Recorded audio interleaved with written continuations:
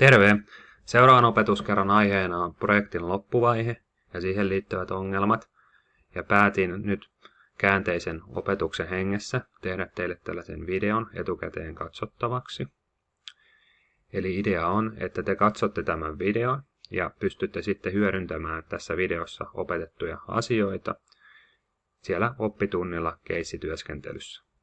Seuraavalla kerrallahan meillä on varattu vain 2 oppituntia on projektin loppuvaiheeseen, niin näin päästään siinä oppiaiheessa jo alkuun ennen opetusta. Eli projekti lähestyy loppuaan ja maali toivottavasti suunnilleen näkyy jo, tai siitä ainakin siellä jossakin näkökentässä.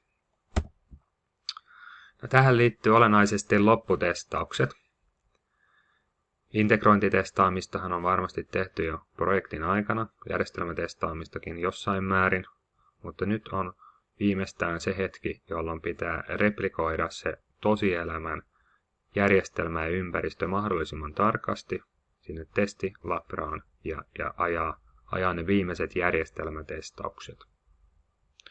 Tässä vaiheessa myös suorituskyky on varmennettava, eli me nähtiin esimerkiksi siitä VR-keissistä, että mikäli ei ole realistinen testiympäristö, myös ne suorituskykyvaatimuksien kohdalta, niin saattaa tulla yllätyksiä sitten käyttöönottohetkellä tai hyvin nopeasti sen käyttöönoton jälkeen. Tuotannon testaus puolestaan on sellainen vaihe, että mikäli tehdään laite, mihin liittyy softaa, ja niitä tuotetaan jossakin tehtaan tuotantolinjalla, niitä tuotannon testaus on pakko tehdä. Eli esimerkiksi puhelimien kohdalla, niin siellä tuotantolinjalta kun tulee laite, niin jokaisesta testataan 3G, 4G, GPS, niin päin pois, että ne piirit ylipäätänsä toimivat. Ja softa toimii, perustoiminnot toimivat. Että se on toimiva laite, jonka uskaltaa laittaa sitten pakettiin ja kauppaan. Kenttätestaus. No, tämä on tällainen valinnainen, mutta erittäin suositeltava testaustapa. Eli voidaan valita muutamia laitteita, jotka sitten testataan siellä oikeasti niin sanotusti asiakkaan kentällä, eli ihan oikeassa käytössä, kunnes sitten lanseerataan tämä tuote laajemmin tai otetaan järjestelmä laajemmin käyttöön. Ja sitten päästäänkin tähän järjestelmän varsinaiseen käyttöönottoon. No, yleensä tämän käyttöönoton kustannuksia ja työmäärää on aliarvioitu. Ja mikäli tätä käyttöönottoa ei ole oikeasti suunniteltu silloin, kun se olisi pitänyt tehdä, eli jo silloin projektin valmisteluvaiheessa, niin voi olla, että tästä muodostuu ihan oma projektinsa, koska se työmäärä voi olla todella iso ja nähdään sitten helpompana muodostaa siitä oma projektiryhmänsä oma projektiinsa, jolla on omat tavoitteet ja aikataulu. Ja tärkeimpiä asioita nyt tietenkin järjestelmän käyttöönotossa on tämä käyttäjien koulutusaspekti. Eli muistatte, kun jollakin opetuskerralla puhuimme tästä, että koskaan vanha järjestelmä ei ole niille käyttäjille yhtä rakas kuin silloin, kun sitä pitäisi oppia pois. Eli kun uusi järjestelmä otetaan käyttöön, niin varmasti tulee muutosvastarintaa. Ja tällä onnistuneella ja riittävällä käyttäjän koulutuksella sitä muutosvastarintaa voidaan pehmentää.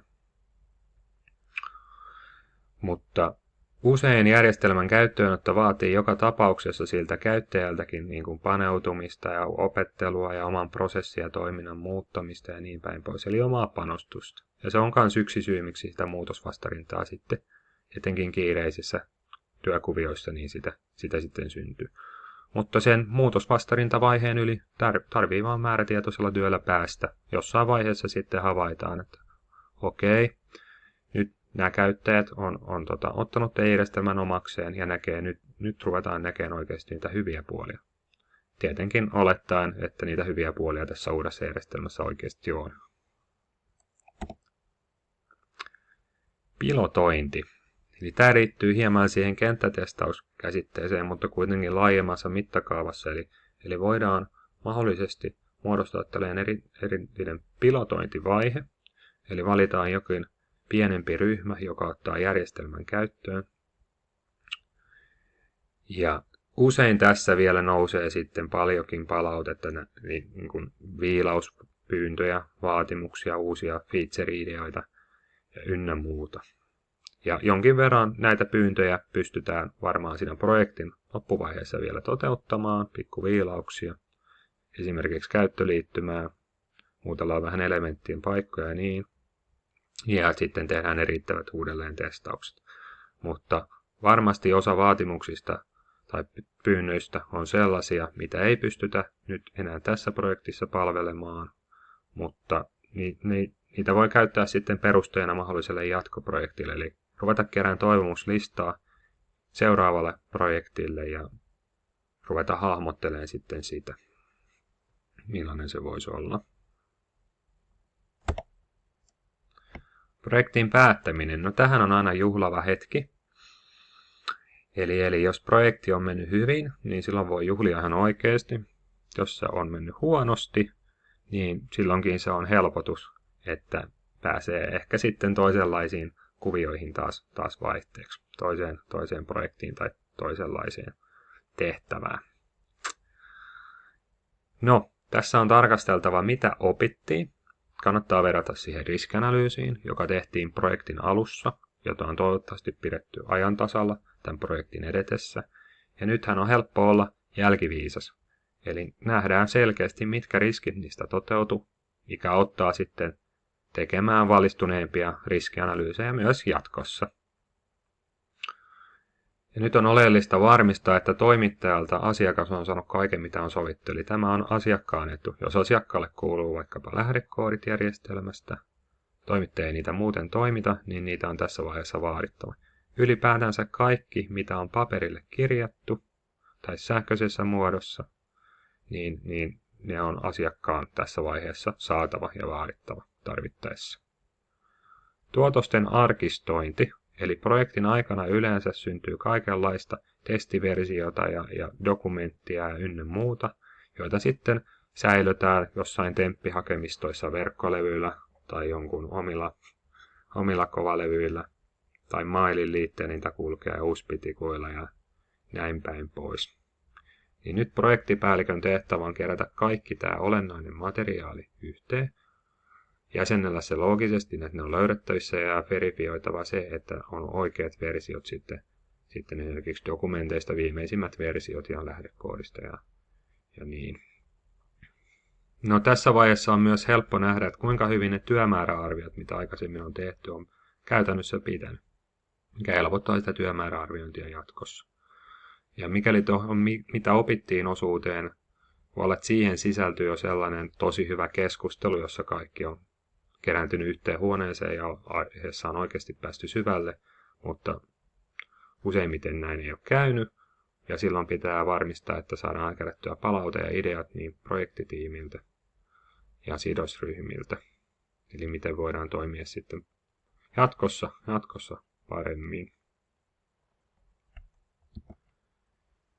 Maintenance-vaiheeseen siirtyminen.